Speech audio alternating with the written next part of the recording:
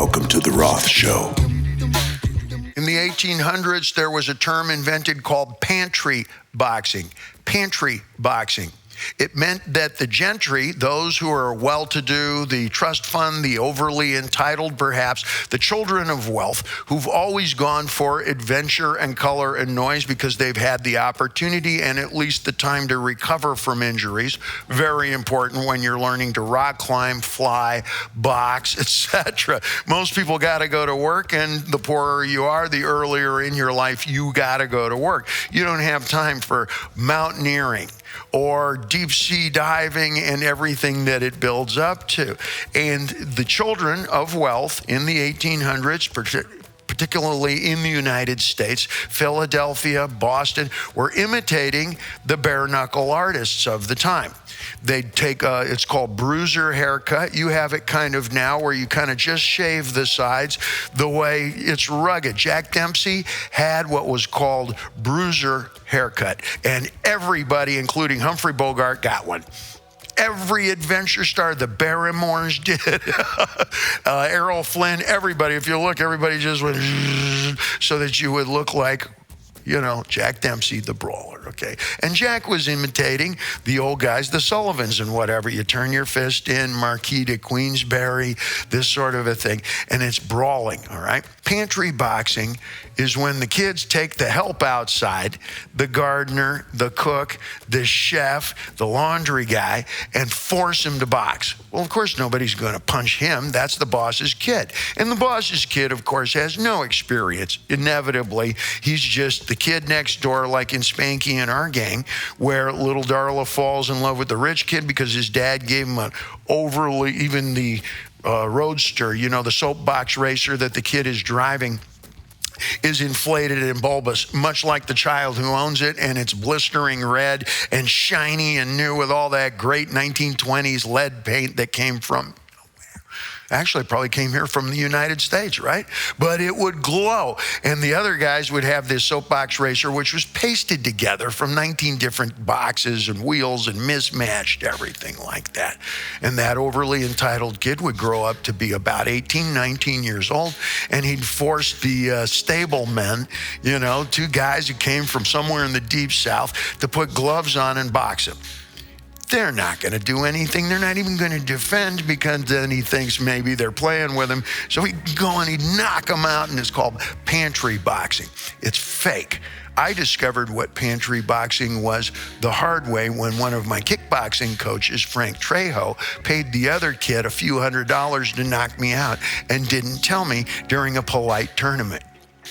No, he didn't, but almost.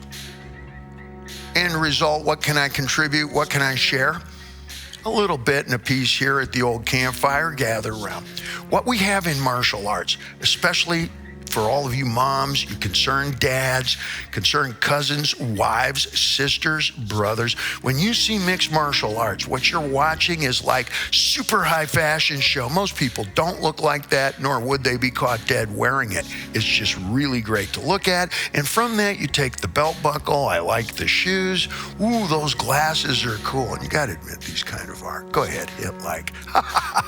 See, the basic tenet of martial arts is deception. You don't just overpower. Tom, what do you do instead of overpower? You crumple. That's right. And that's the absolute definition. That's the literal definition of the word Kazushi. Jumonji Kazushi. This means 10 crumpled up. And I'm going to do like this very slowly. And I'm going to watch that. Watch. I'm going to hit like with my elbows. Ting. Try it 10 times. Go ahead. Here we go. Sharing my background stories is a lot of fun. What can I share that might illuminate and carry you on to the future a little bit?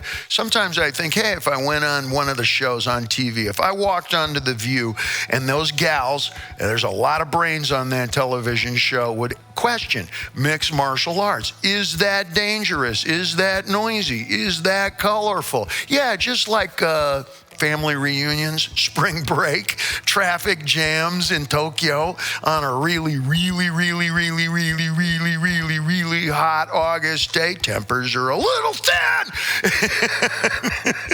Yeah, okay, yeah, that's noisy and colorful. But that's a very high end of what's going on. In martial arts, when we start off with judo, that's where you learn your manners, and that's where our little gals and our skinny little guys learn that, it's about control, mind control. It's about technique, it's about working the corners, it's craft. Just remember, little David he's the first sniper, brought down Goliath with one bop, like that. And all he did was use a sock to do it.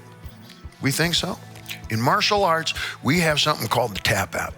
It's very different than boxing. In boxing, you are encouraged to forge ahead at all costs. We all know what that cost could potentially be, and we're prepared to watch that a lot of times.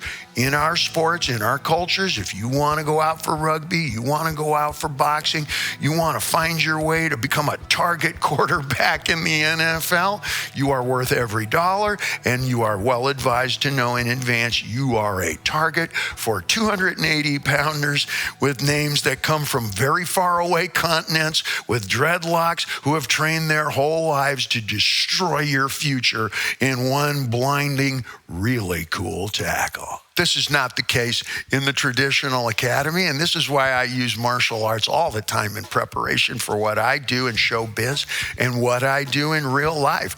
My little bicycle's taken me all over the world. I saw some fights at UFC, and I've ridden my bicycle in every part of the world that all four of those fighters came from. Albuquerque, down in Rio de Janeiro, okay? I haven't been to Pichuca, but I've been to Tishka, which is, you can throw there you would kick the soccer ball. Excuse me, my mistake. One of the reasons that I'm able to do all these things is because of the Tapout. You don't have that in boxing.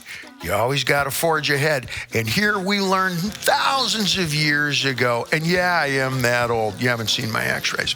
Dr. Duffy says that 60 is the new 90. And Dr. Duffy does jiu-jitsu. He does Brazilian jiu-jitsu right around the corner. I'm not going to tell you where, because he might want to trick you. Tapping out is like falling onto the line at a climbing wall in a sports center. You'll do it 78 times per visit, and that's how you get good. If you're willing to go a little bit farther and fall onto the rope, try rock climbing and go a little farther and fall onto that rope.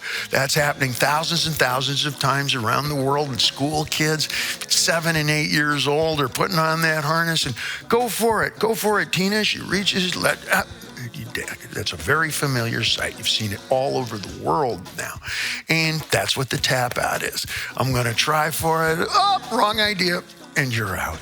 And you do it with your foot. You can do it with your head, whatever. And that Tapout adds about another, I'm a living testimonial, about another 60 summers to your career. I don't wear a belt, and I've always had that vocal disdain for the fellow who wears his honorary black belts out on the tournament floor, all 6 of them at the same time, and I've seen that, all right? But I added up the hours conservatively for what I've done as a knockaround guy in the martial arts, and starting 40 summers ago when I was Flavor for the first time and I actually had a little bit of a budget and a real swinging passport and the idea, wow, my rock and roll is everywhere. Who isn't going to answer our phone call? I started just showing up in academies. Hey, who's the guy in the back there? It looks like Tarzan in the corner there. And up till just very recently when I went to Japan, and I'd walk into the back of classes, and I've been to classes where they don't speak any English at all. Sometimes it's just Japanese, where it's only been Spanish, where it's only been Portuguese, but Brazilian Portuguese, and you have a mutual spirit. Martial arts people have a great sense of humor, and the bad guys are really bad, and you can see them coming from a long ways away. They have great tattoos because that's Esperanto. There's 27 different languages that are happening at a UFC event. I was just up in Altadena, and when I was going to the When I was in junior high school, it was black and Spanish speaking ruled the day. I was other, me and one Japanese girl and one Armenian girl. It's really cool in Altadena now because it's heavy duty Armenian, and man, the martial arts is amazing. You've got every style that's going there because that's a language that everybody can speak, and it helps pull the neighborhood together. My father's burial, when we put him away, when my father passed away, we had the reception at a Mexican restaurant because all of his coaches and teachers in the martial arts were Hispanic. A lot of mine were.